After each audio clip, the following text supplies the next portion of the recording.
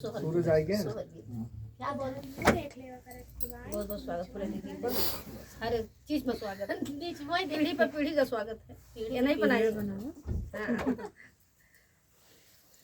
मोरे आइल झटा पट पीर जगाए नहीं जागई हरी मोरे आइल झटा झटा पीर जगाए नहीं जागई हरी मोरे आइल झटा झटा पीर जगाए नहीं जागई हरी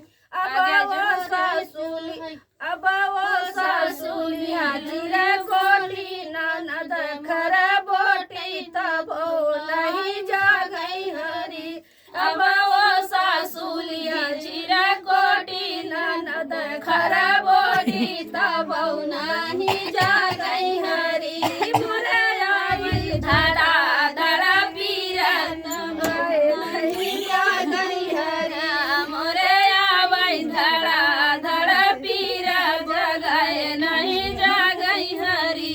अब एक घोड़ा धैली वो सरवा दूसर धरा बजवा तब नहीं जागई हरी अब एक घोड़ा धैली वो सरवा दूसर धरा बजवा जागऊ नहीं जागई हरी मोरे आवाई धरा धरा पीर जगाऊ नहीं जागई हरी अब वो सासु दिया हमर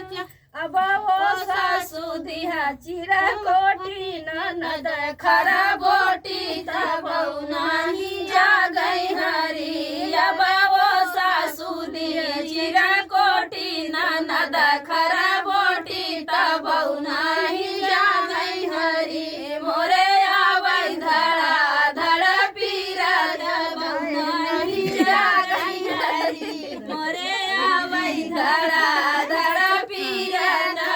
नहीं जागई हरी